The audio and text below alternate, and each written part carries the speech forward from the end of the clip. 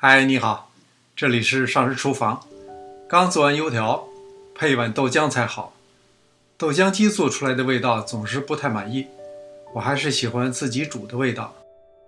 干黄豆60克，提前10个小时泡好。如果室内温度过高，最好还是把它放在冰箱里过夜。泡的时间过长，黄豆容易坏，也影响味道。水1200毫升，加入泡好的黄豆，打碎。我用的干黄豆是60克，配1000到1200毫升水比较合适。用最高速打2分钟就可以了。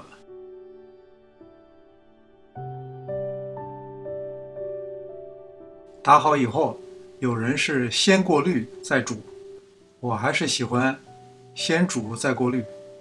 我感觉豆浆和豆渣一起煮味道更香。用中火煮开，然后拧小火再煮3-4分钟，中间要适当搅拌，以免糊锅。煮好以后，找一块透水性比较好的滤布来过滤，比较容易。如果用特别密的棉布来过滤，就非常费劲。喜欢喝热浆，在喝之前再把它煮开一下。如果豆浆煮得过多，保存是个问题。一般的保存也就是4到6个小时，如果能做到无菌保存，几天也可以。